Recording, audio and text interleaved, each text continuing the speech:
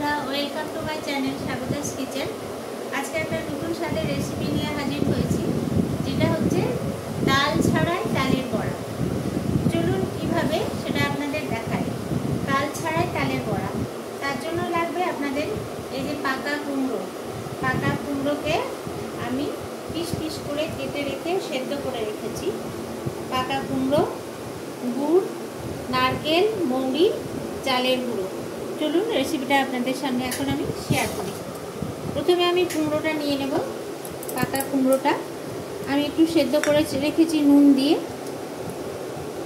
এটা আগে আমি ম্যাশ করে নেব।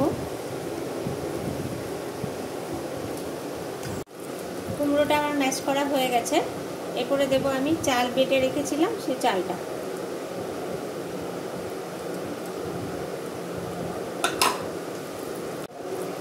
তারপরে দেবো আমি গুড়, পরিমাণ মতো গুড় দিয়ে দেবো। কুমড়োটা এমনিতেও মিষ্টি, গুড় একটু কম দিলেও চলবে। তারপরে দেবো আমি মৌরি, এগুলো সব একসাথে ম্যাশ করবো। এরপরে দেবো আমি নারকেল বাটা, নারকেল বাটা নয়, নারকেল গুঁড়ো।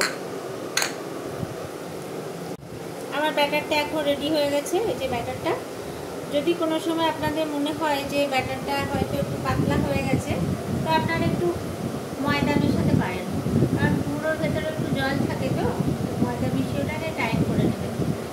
আমার মেশানোর দরকার হয়নি। তো আমি চলুন এখন আপনাদের সামনে এটা আমি ফ্রাই করে দেখাই। কড়াই বসিয়ে আমি তেল নিচ্ছি। পরিমাণ মতো তেল নেবেন।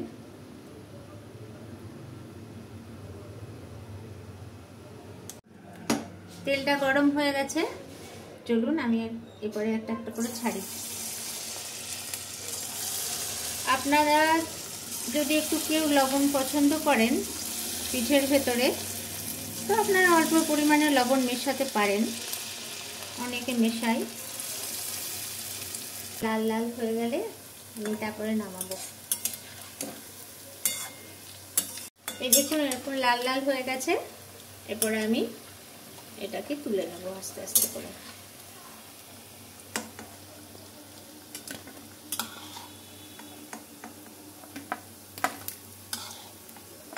এই দেখুন বন্ধুরা, কুমড়ো দিয়ে তালের বড়া, তাল ছাড়াই তালের বড়া রেসিপি কেমন লাগলো দিয়ে বাড়িতে অবশ্যই কমেন্ট বক্সে জানাবেন, এবং লাইক, কমেন্ট এবং শেয়ার করবেন।